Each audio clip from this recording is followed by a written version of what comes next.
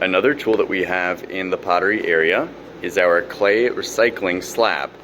So after a bunch of trimmings have collected in this bucket or in your own personal bucket, you might want to reuse them and turn them back into usable clay. Now, bear in mind that this is only good for greenware. Once it's been put through a bisque firing, that clay is no longer recyclable. But for greenware that hasn't been fired yet, whether it's wet slip or it's dried, it can be recycled.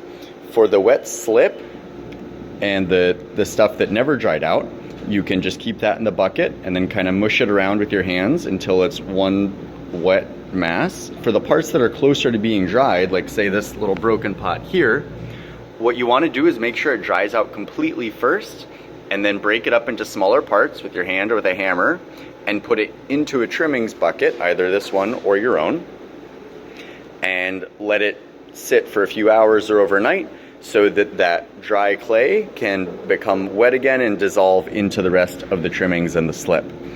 It's important to note that this will happen much faster once your pieces of clay are already dry. So if it's still soft to the touch, then it'll take much longer to dissolve than if it's dry. So that's a little counterintuitive, but there you go. You want to make sure your pieces are dry and broken up into small pieces before trying to redissolve them. So then once it is in your bucket and all dissolved, it looks kind of like this. You can smush it around with your hands, but it's all soft. You want to pour any water off the top. There's no sense in, trying to have extra water to evaporate away. So you pour that off the top until you're just left with your slip mass. And then you're going to take that and you're going to put it onto the clay recycling slab. And what is going to happen is the water is going to evaporate off the top and get sucked into the clay from the bottom. And the bottom is open here, so hopefully that moisture can evaporate. And then, every day or few days, what you can do is turn it over to expose different sides of it to the clay to help suck the water out.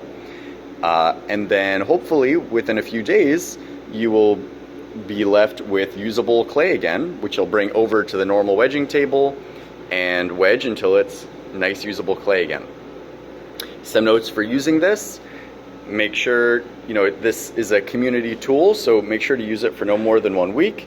And don't forget to label it, so you can just stick a label right here so that we know whose clay is on there. Anything that's left on here past that time will just, either get tossed or donated, be available to anyone who wants it. And similar to the rest of the pottery area, the only clay that should be used on this to avoid contamination is the white cone 6 stoneware. And when you're done, please make sure to wipe this off so it's nice and clean for the next person to use.